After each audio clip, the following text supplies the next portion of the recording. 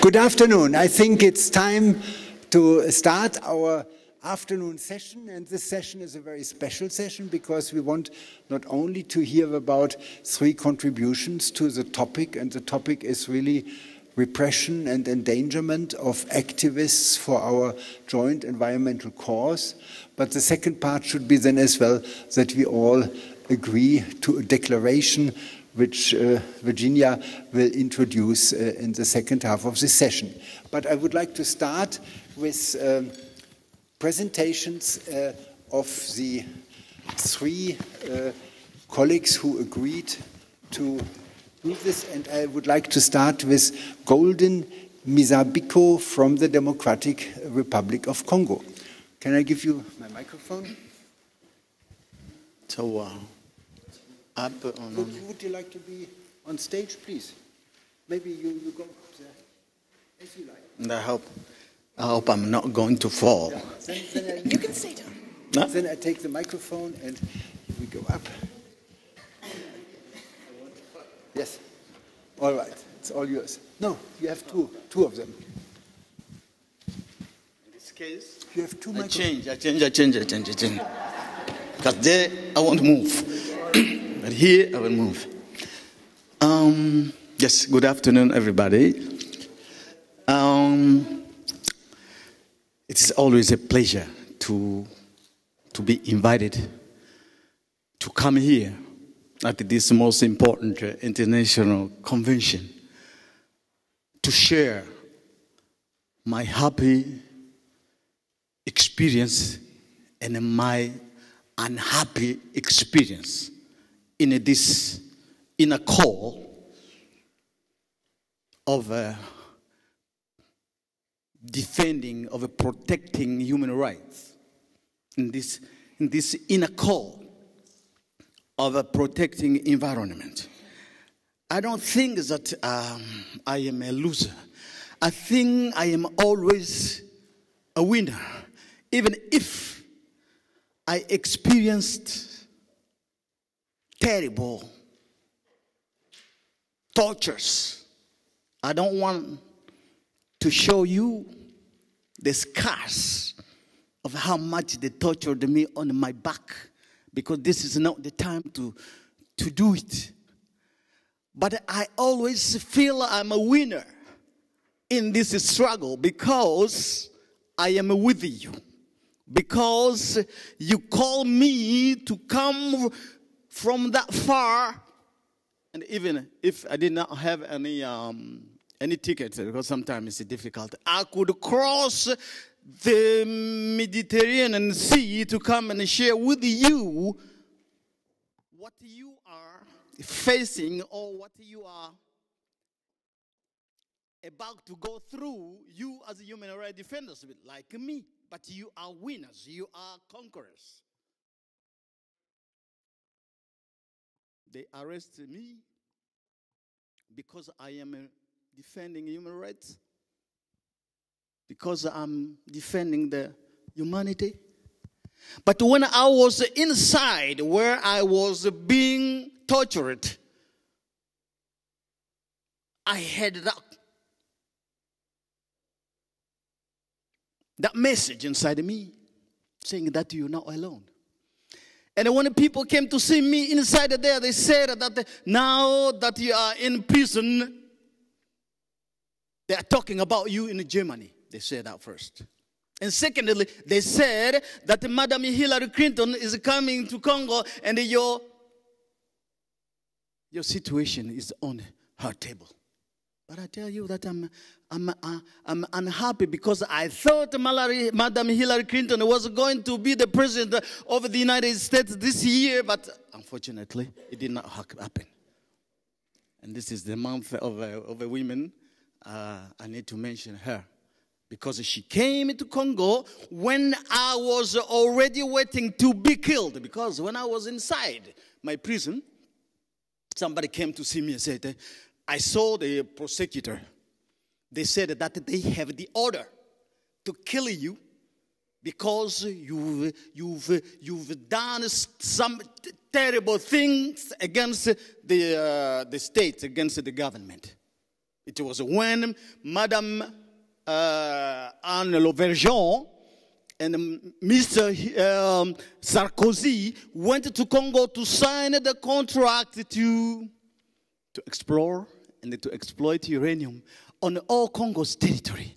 And I knew that it's in the Congo that we have a river Congo. I said, I don't want this river Congo to be ruined by the activities of mining uranium. I don't want our forest to be subjected to kind of a contamination and whatever. I said, I don't want it. I stood up. And this is what I want. I'm standing here to say that what I went through is what you too have gone through. And if it hasn't yet happened, it is going to happen to you one day. But listen, you have to do it. You have to accept your inner core. You have to continue with your commitment to protect this planet Earth.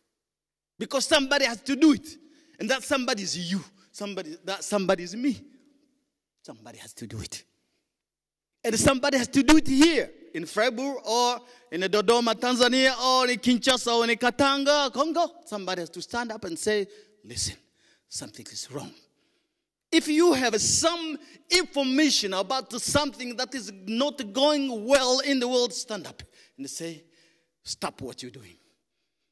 Even if it is the president of the republic. I'm happy yesterday I was about to talk to Mr. Cole. Because when Mr. Barack Obama came to South Africa in 2013, I was invited to go there to listen to his speech. And when he was speaking about the situation in Africa, he came to the point to speak about Congo 3 times. Sudan, Congo, Mali, and this. When he talked about Congo again on the 3rd time, I stood up. I said, Mr. President, do something before you finish. I stood up and I had my memory in my hand. You have to do this something. Somebody has to do something. I'm very happy to be in front of the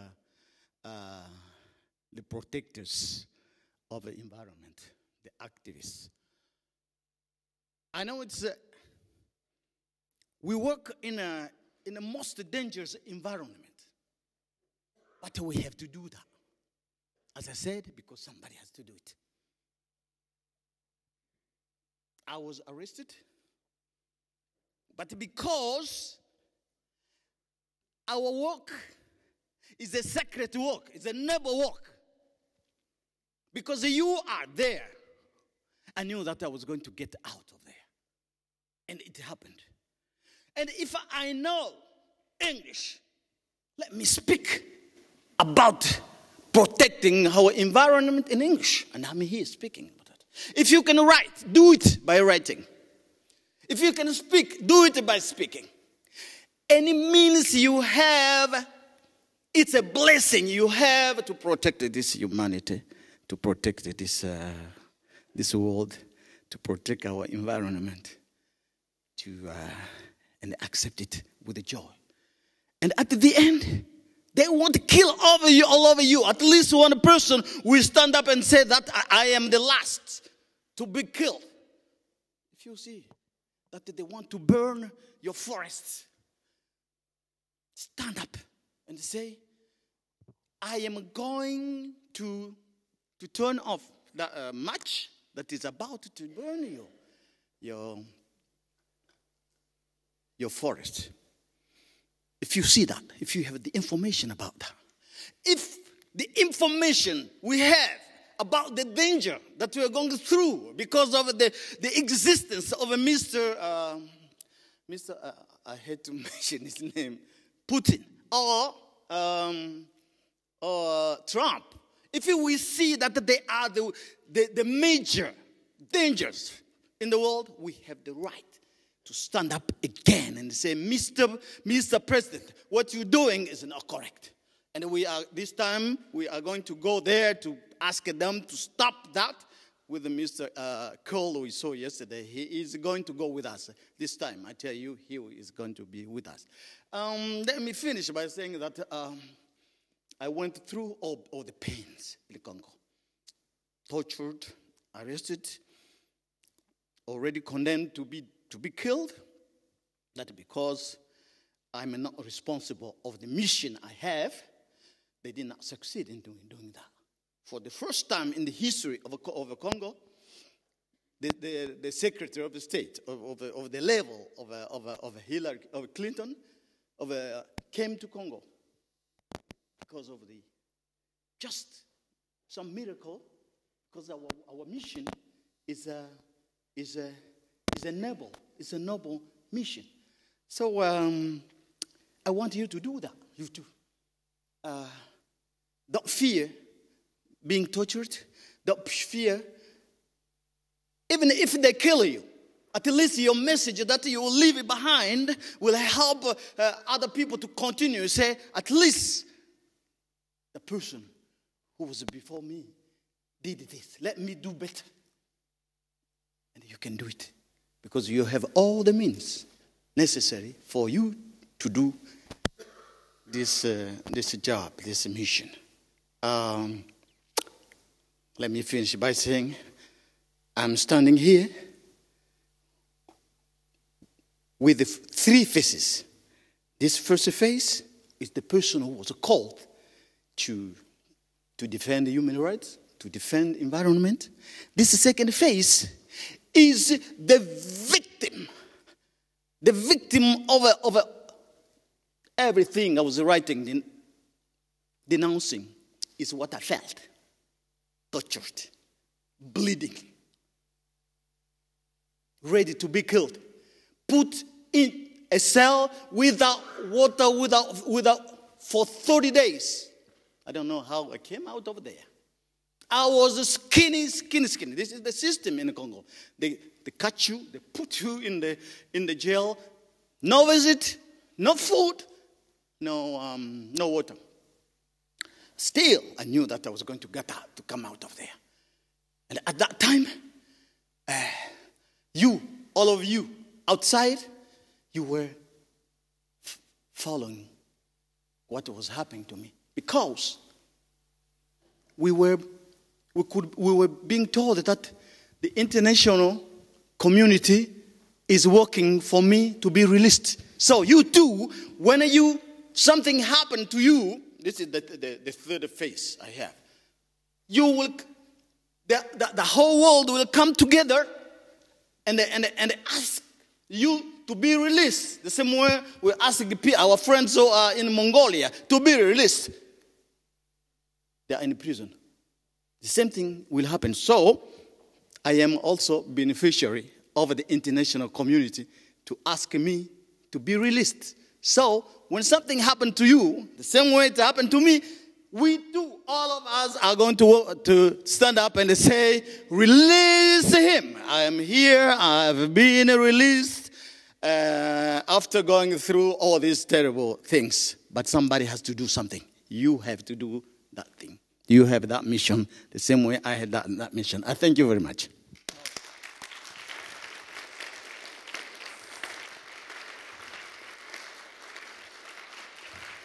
Thank you.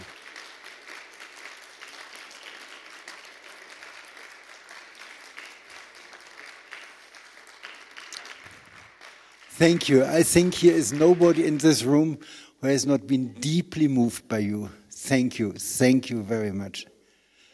And I forgot to mention the award which was awarded to you is a nuclear-free award, and the same award was awarded to Oleg here in front of me, Oleg Bodrov from the Russian Federation and the chair of Green World. Oleg. Dear friends, not only in Africa we have some problems with the human rights. I am from Russia, and more than 30 years I act like physicist. In the beginning of my career, I was a researcher of the nuclear submarine reactors. Later, I investigated the impact of the nuclear industry to the nature in the Radium Institute from St. Petersburg. But after Chernobyl accident, I decided to be outside of the nuclear industry and began to act like independent expert, like chairperson of the non-government organization Green World. And the nuclear industry don't like me because I know the problem inside of this system. It is very close, without system, without transparency, without democracy. And they started to act not only against our organization. More than 150 non-governmental organizations in the RAO have a status foreign agents. It was adopted special law a few years ago. And according to this law, if any NGO have cooperation with the partner outside of the Russia, if they have some financial support or common projects, and in the same time, if they act on the political level, it means that are foreign agents. And it is equal that it is enemies of the Russia.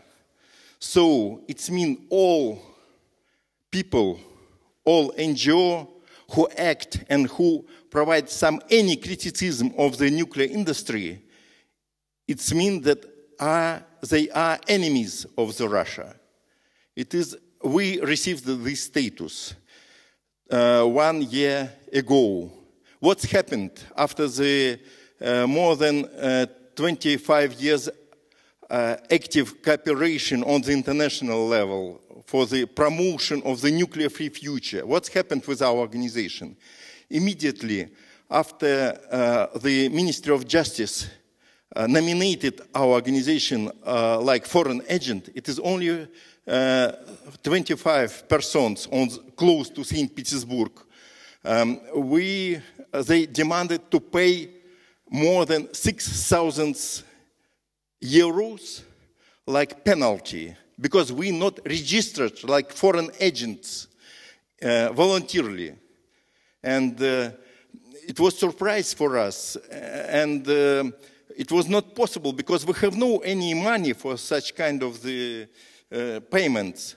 And thanks to our colleagues from Germany and Klaus support us, and we received money from the United States, from France, from Japan, from Finland, from Sweden.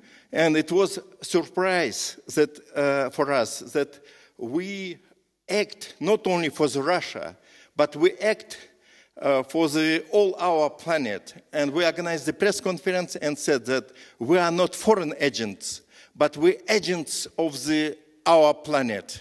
We protect our planet. And thanks to everybody who support us in this, on this way.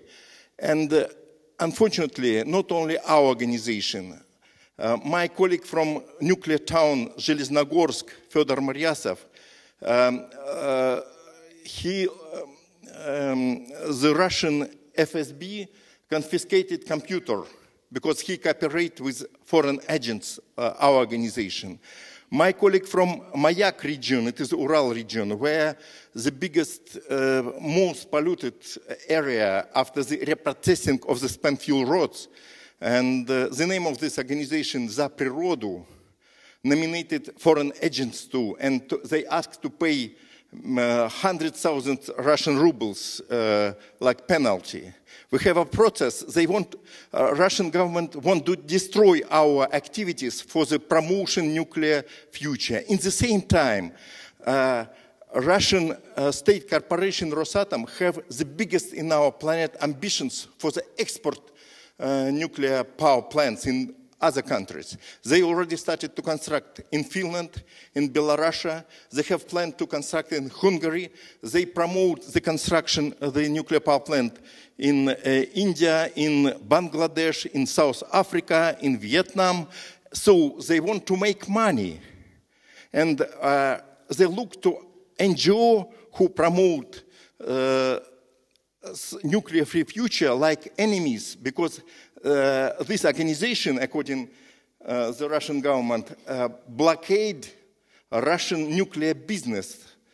And what's happened if we will not be together? I think we need to stop this export of the nuclear technology, because it's not possible to separate military and civil nuclear technology. It is one complex.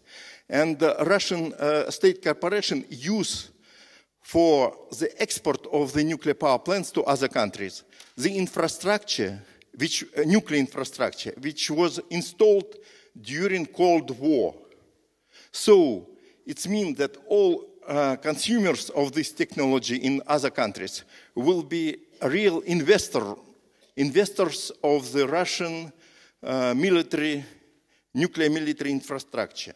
And I'd like to ask you to support the international activists, not only in Russia, but in other countries, for our common nuclear-free future.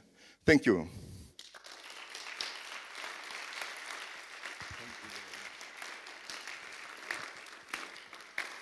Thank you very much. I keep saying around the world, anybody who invests in nuclear energy is wasting the money, because I'm very much personally afraid the next big nuclear accident is about to happen somewhere, anywhere in the world. And then everybody, the humankind, will say, finish this nonsense. It will no longer continue. I'm afraid because 400 reactors age each year another year. Some of them are already 30, 40 and more years old. And the dangers are increasing daily. Thank you very much for your active engagement. And of course, to all of you. Now, the third presentation. Here you are already, Moshka, from Iran, and now at the University of Michigan, and you got the Rachel Carson Prize. Very, very high honor. Thank you so much. When you say things like, oh, you know, an excellent is going to happen, my heart drops, because, you know, we don't need another big disaster. It's quite a scary thing. Yeah. And, well, thank you, everybody. My name is Mojgan Savabi Esfahani. I'm here because a few years ago I won Rachel Carson Prize for women who work in the environment, and their work impacts life of children and women. I was quite impressed by the speakers before me. The story I have to tell you is, basically I will start by saying that I started looking at what is happening in Iraq and the pollution created by war and how it's impacting mothers and children in about 2004. By 2011, there was so much, we had already published quite a few articles with doctors in Iraq. And we had created a buzz, an international buzz, basically saying this is a situation that should be looked into. Some people tell me because of what our papers said, but I am sure of it, inside Iraq, especially in Fallujah, there was multiple demonstrations by parents who were asking the government to look into the issue of birth defects because it was increasing so rapidly and people didn't know what to do. At one point, Iraqi government told the people they should stop having children in Fallujah and areas that they feel is contaminated because there were so many horrific birth defects. Nobody knew what they were or why it was happening.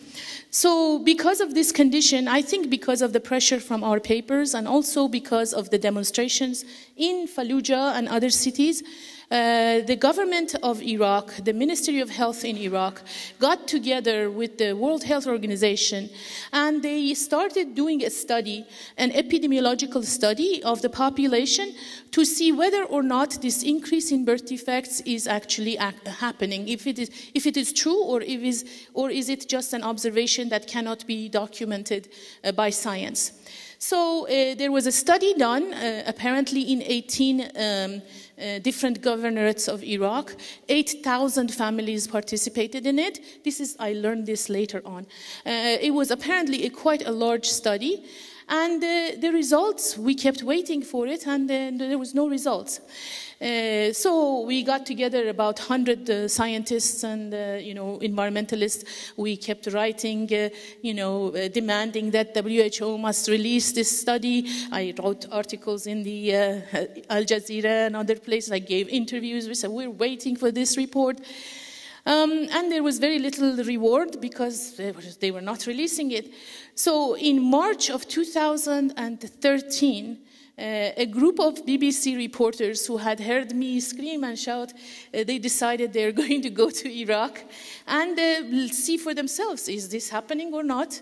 And they went there and they interviewed a member of the Iraqi Ministry of Health.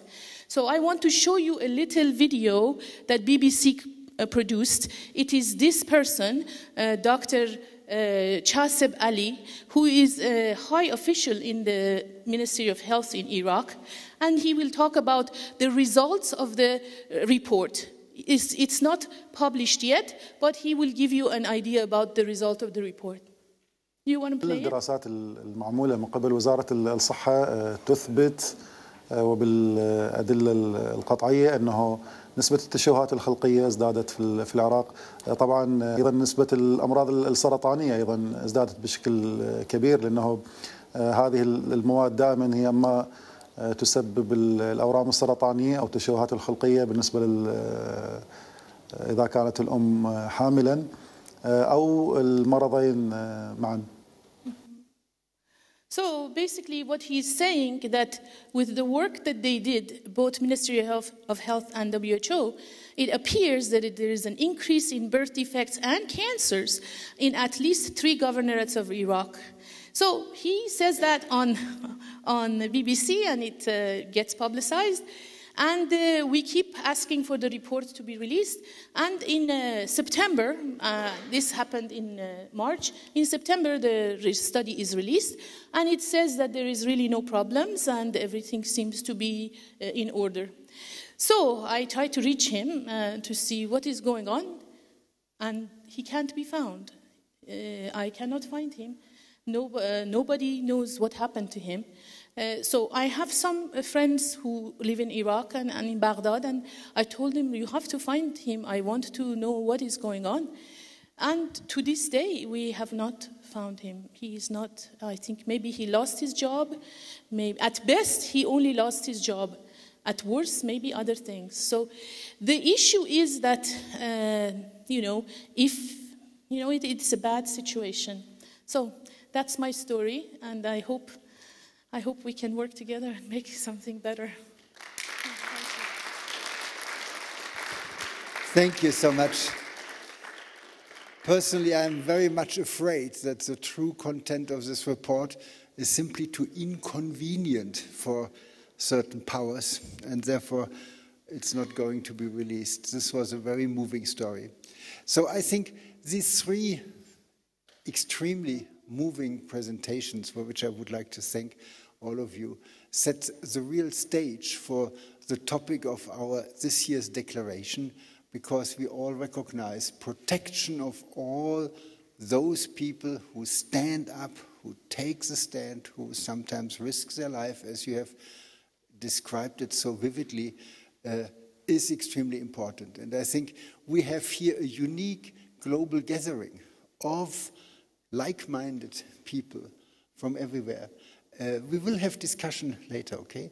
And therefore, I think to make our voice heard is a very important topic. And now I would like to pass over to Virginia, because she has taken up the task to draft this year's declaration. Virginia. Thanks. Okay. So you all have a copy of the text of the call. It's a declaration, but it's more a call to governments and private sector and anyone else who is guilty of things like what we just heard. So we won't go through it word for word. It's very straightforward. I will just read out the 2 sentences that are actually the essence of the call, what we are demanding from the state and non-state actors. And that is, we, winners of the world's most prestigious environmental awards, call on governments to immediately halt the harassment, attacks, and threats against environmental activists and organizations, and to guarantee that they can fully exercise their rights under domestic, international, and human rights laws, including the essential freedoms of expression, association, and peaceful assembly. These rights are anchored in law. And finally, we, the participants of the 6th International Convention of Environmental Laureates, will continue unabated our efforts to protect the Earth's ecosystems, preserve natural resources, and prevent life-threatening climate change. We will continue to monitor the actions of state and non-state actors and will raise our voice against any threats to the health and safety of environmental activists. That is what we are demanding. Can I ask?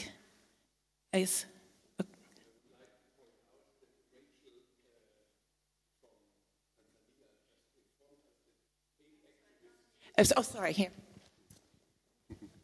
I learned from Rachel Chagonia from Tanzania that 8 activists from Tanzania, environmental activists, are imprisoned in Malawi right now.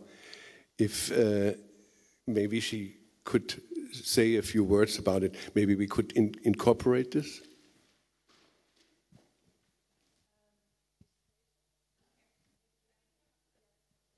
A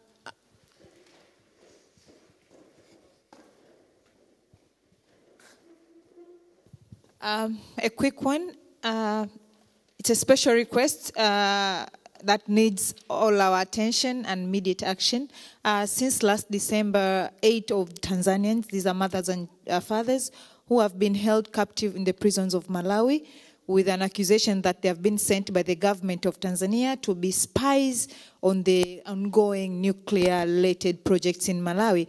But this has not been the case because they were supposed to be in Malawi for a study tour, exchange between their host country, that is Malawi participants, and Tanzanian, just to exchange. But before they reached the site, they were captured by the police. They have been tortured. They have no access to food. They have no access to water. So the two governments are saying that they want to solve this in a diplomatic way. But hey, come on. We know that when governments talk about solving things in the diplomatic way, it can take 5 years, it can take 10 years, it can take even 100 years. Nobody knows. But what we are saying that now the families are suffering. Their families are suffering. They are asking for pledges on continuing education for their children. But how are we solving the fact that these people have been held captive in prison without any allegation, and it has been proven.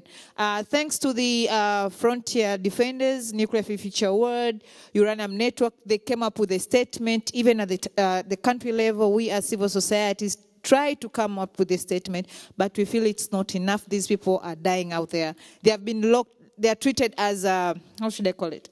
How do you, like those special criminals, you know, they have a special treatment. And this has been ongoing because Malawi and Tanzania, they have been having border conflicts because of the Lake Nyasa.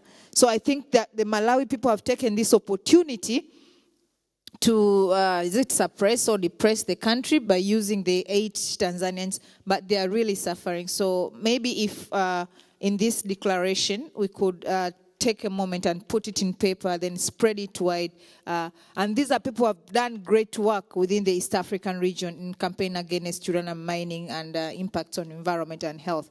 So, thanks very much, Rachel. And I think this is something, this is tragic, and it's something that we should take up in the follow-up to this call. I'm reluctant to put in any examples into the call because it would exclude other examples of which there are many. Right now in the United States, for example, the demonstrators at the Dakota Access Pipeline, they're being classified by our CIA, I'm afraid to say, as terrorists and are being treated as such. And we have, unfortunately, more and more examples of this kind of harassment. And what's really increasing, I mean, the imprisonment and the murder, of course, is drastic.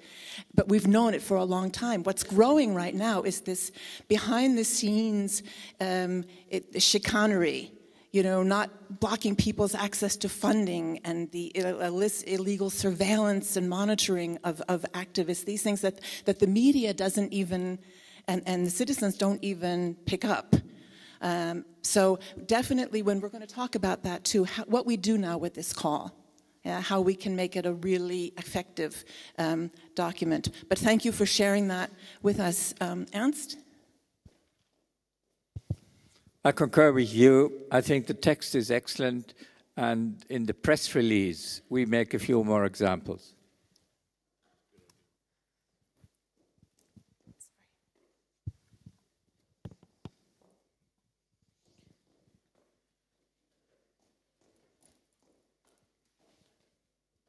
Thank you very much. Yes, I'm wondering if the term activist is the best to describe the full range of people who risk their life or put their efforts in on the environment. And I'm asking this to see if what this statement tries to do is to focus on the activists who really are on the front, or and take actions, or also other people who are not as such classified as activists, but do a lot of for the environment, and whose life might also be at a risk at some point.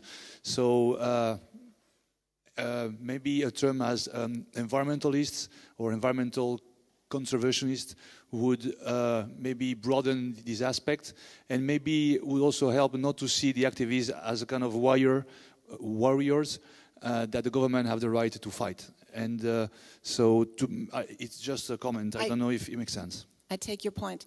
And we didn't want to get into wordsmithing, because then we'll be here till tomorrow morning. But I take your point, and if others agree, we could change that. You're right, it does sort of restrict or and call them environmental defenders. Would that be agreeable to everyone? Environmental defenders, but that would, I think, encompass a wider range of. And Femke is going to also speak about a campaign before we close. So, with that, could I ask, would you, the participants of the 6th International Convention of Environmental Laureates, agree to pass this call to the addressees that are mentioned in the call, the government, the state and non-state actors, to do what we have asked for in those last sentences? Yeah. I really understood that you don't want to go word by word, because the text is wonderful and expressing everything that we are feeling. But, you know, I'm feeling the lack of the word biodiversity. It's not in the text, you know. Maybe we should substitute the first ecosystem or natural reserve that appear in the second paragraph with biodiversity, because we have a lot of people here working with biodiversity, and we have an international convention, and I understand your resistance to go into this, but biodiversity, only this. Okay. Yeah. Or in the as threats to the global climate, biodiversity, natural reserves, and yeah. Okay. I think we can put that in. Okay. So now, will you, the participants of the 6th International Convention of Environmental Laureates, agree to pass this call to stop a repression of environmental defenders?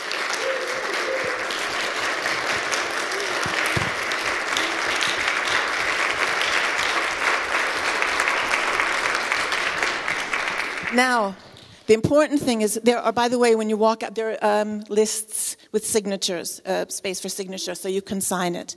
But the call will be by acclamation or consensus, but we have lists for signatures, just so that's documented. And the important thing now is to figure out what we do with it, and so that it just doesn't rest on our website, but that it is really brought to the people that can do something about it. And so I'm going to take a couple of minutes. Well, actually, maybe Femke, you could start, and then we could get some ideas. And so you could. Thank you. Yeah, my name is Femke Weidekop from the Netherlands. I'm a lawyer, and I work at ICEL in Netherlands for the program Defending Environmental Defenders. So I feel so touched when I hear your testimonies, and yeah, I'm really honored to try to contribute to this as a lawyer. We work with Global Witness, we work with Friends of the Earth International, and I've informed my colleagues that we're sending this call into the world. So when the social media material is ready, they will retweet it, and we'll ask Global Witness and all our partners to do the same. And I think there is a synchronicity, or not synchronicity, but a coming together of momentum, because this week, the Human Rights Commission in Geneva actually was presented the report of the working group on a binding human rights treaty for transnational corporations. So right now the UN is looking into the contents of a binding human rights treaty for corporations. And we think that such a treaty could be a very good point to start protecting better the rights of environmental defenders. So I can suggest that we also use this call, or I mean, it's up to everyone, of course, but I can suggest if you want to tie into the momentum for such a treaty, that you would use the hashtags binding treaty or the hashtag stop corporate abuse, because those are the hashtags that we use to ask the EU to support such a treaty. So that's what it was about. Will the EU engage in a binding treaty for transnationals? So to use those hashtags would, help create support and momentum for such a treaty, which is a very tangible thing that is happening right now. Yeah, this was my suggestion for us. Thank you. Thank you, Femke. Very concrete suggestion. And colleagues, I think it's reasonable if our laureates will translate this English version to our national languages and to provide, to inform mass media about this decision. And we need to support on the national level too. And only in this case will be effect. Thank you. Very good. Yeah.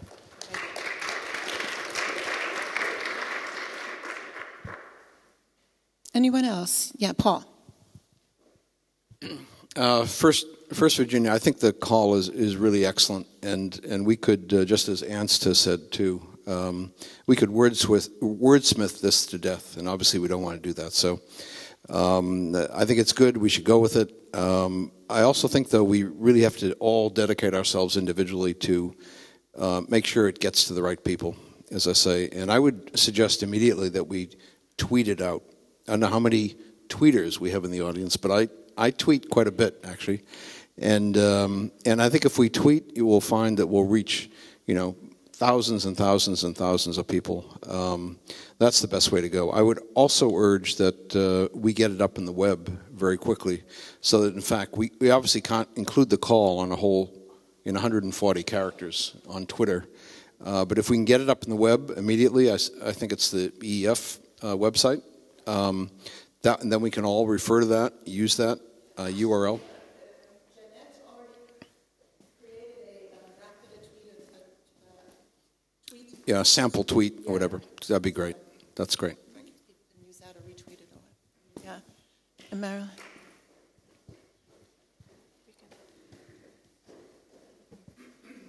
I think, as Ernst mentioned, the press release is a key item in this, and it should be really snappy. And I'll be really happy to tweet, and I will tweet in reference to the press release, and then we just hope to generate enough interest that people will go on and read the whole call. But I think that's the order for me. So sample tweets, and not just one. I think a series would be better. Mm-hmm. I'll be happy to send out, one a day for a week, or one a week for a month, or whatever we decide. And please use Enviro Network. But put it on the package. Yeah. Put it on the package so we all use exactly the same. Yeah. The hashtags and yeah. We will send around all this information. You'll get that's this great. after. Yeah. Bunga.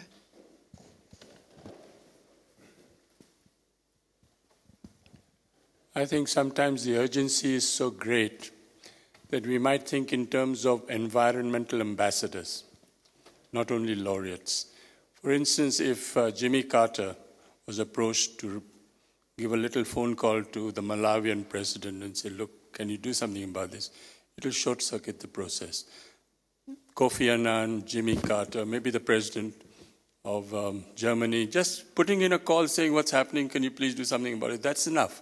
But we have to short-circuit because there's an urgency out there that we can't let it go. I think there are many people who we can call upon who will lift the phone and call someone. So can we have the thing in, can we have a sort of environmental ambassadors who we can call upon to ring up and talk to the heads of state?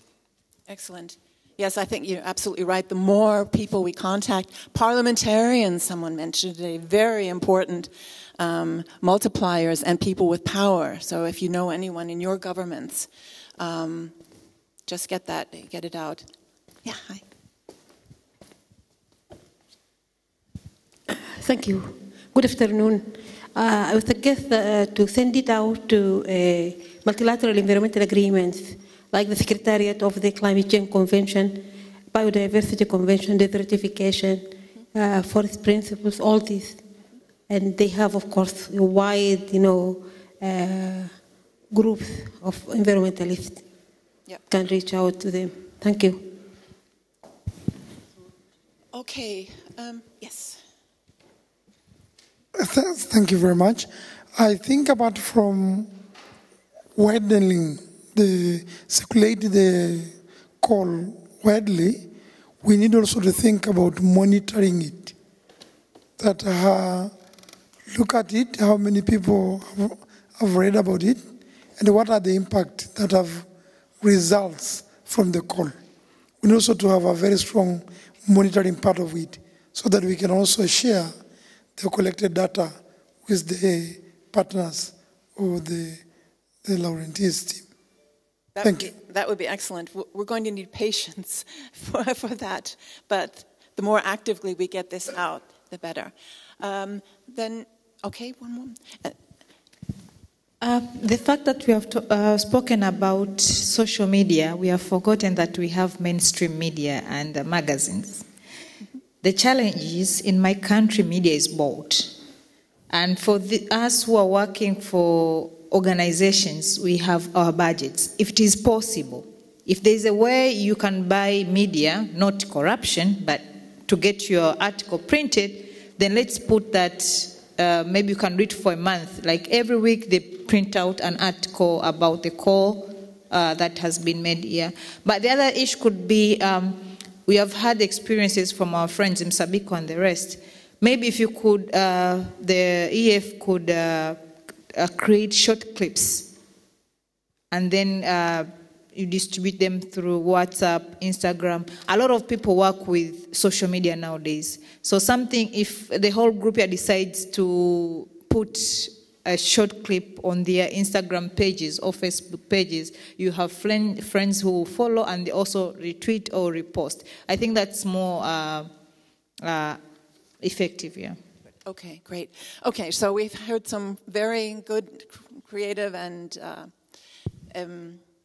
useful ideas. So everyone, do it, and please get back to us when you have got something out or even gotten some feedback. Any information that you can feed back is important, and then we can go back and forth on that. So that's the call. Again, the signature lists are there. And before we close, we'd like to show a short clip of what was on the news last night of yesterday's opening. It's in German, but you were all there, so it's new. Yeah. Yes, just a quick question. Could you share with us the process that led to the choice of this statement, or how does the WD Foundation worked out every year coming up with a theme for the statement? Is it something that the members propose, or is it something that you decide? What is the process? Yes, well, we have a board, and we discuss these topics, and it's usually something that's very topical. For example, we did climate right before COP21, the Paris Climate Agreement, and then when the Paris Climate Agreement came through, we thought this would be a good opportunity to talk about a CO2 tax. because you have the framework. And then last year, we sort of spontaneously decided on this topic because a week before the convention last year, you remember, those of you who were here, Berta Cáceres was murdered. And that was sort of what triggered us to come out with a statement condemning this kind of assassination. And since it doesn't seem to have decreased this harassment, on the contrary, and because everyone here are, it's the environmental defenders, we thought it would make sense to come out with a concrete statement and call to say this has to end. Not just we think it's terrible, but this needs to end, and we're calling on you to end that. That's how that happened. Okay. But we are always, of course, welcome to get ideas and from the laureates yourselves on what topics would be relevant and useful for this group to agree on.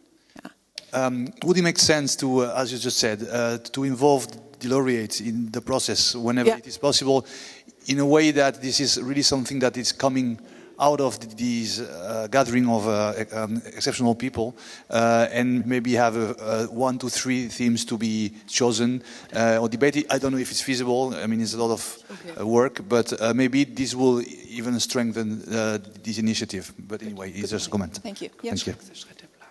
Okay. Lights down, film up. Sind so viele Umweltpreise.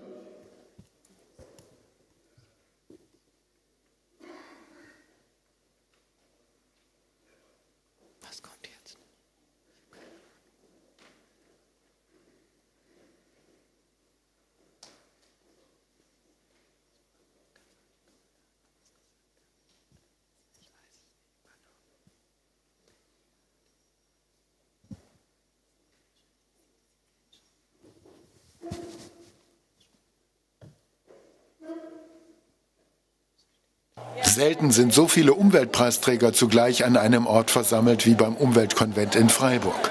Angesichts der aktuellen Weltlage und ihren Folgen für die Umwelt tritt Ex-Bundespräsident Köhler hier als Mahner auf und betont, dass es möglich ist, Klimawandel zu bekämpfen, dass es möglich ist, die Armut, die extreme Armut in der Welt abzuschaffen und trotzdem auch bei uns vielleicht sogar noch glücklicher leben zu können. Sich für ein glücklicheres Leben einsetzen, das tut auch die Schauspielerin Marie-Louise Marjan. Hier als Botschafterin eines Kinderhilfswerks in der Karibik unterwegs. Als Mutter Beimer in der Lindenstraße, eine Institution, engagiert Marjan sich seit Jahrzehnten für nachhaltige ökologische und soziale Projekte in der dritten Welt. Man muss das bewirken in den Köpfen der Menschen, die die Verantwortung haben für diese Wirtschaft, für diese Probleme der Umwelt. Ich meine, die Menschen, die sich jetzt zusammentun, die wollen das Gute. Aber dann hat man die anderen auf der anderen Seite. Und da muss man natürlich das Bewusstsein erweitern und sagen, du lebst ja auch in dieser Welt. Und in dieser Welt zeigt Felix Finkbeiner, dass es für Engagement zum Erhalt der Umwelt nie zu früh ist. Bereits als 9-Jähriger gab er den entscheidenden Impuls zur Initiative Plant for the Planet. Nach seiner Idee pflanzen Kinder inzwischen seit 10 Jahren Bäume in vielen Ländern der Erde. Und morgen wird Felix in Freiburg darüber einen Vortrag halten. Dann verabschiedet der Umweltkonvent auch eine Resolution gegen die weltweite Ermordung und Verfolgung von Ökoaktivisten. Vielleicht nützt die internationale Reputation, dass die hier als Preisträger eingeladen werden zu einer internationalen Konferenz, dass sie zu Hause besser geschützt sind. Das kann ein Signal sein.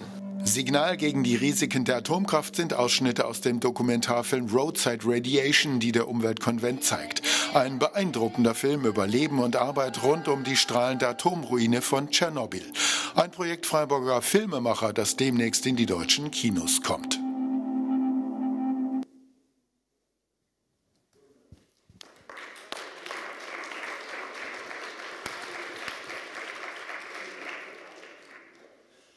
So I think this was another very remarkable part of our program here. I really would like to thank especially, of course, our laureates who shared with us their experience.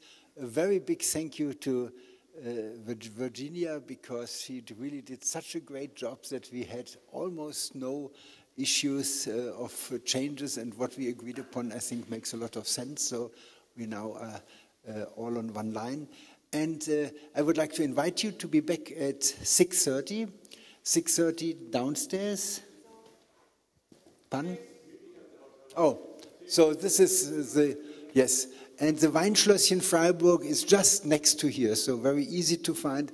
But at 6:15 there will be a caravan going from the hotel over. So. A meeting point in the hotel lobby at 6:15. Yes, 6:15 in the hotel lobby, and I think we will have another very interesting evening together. So thank you again, everybody who contributed, and thanks for coming, and till tonight.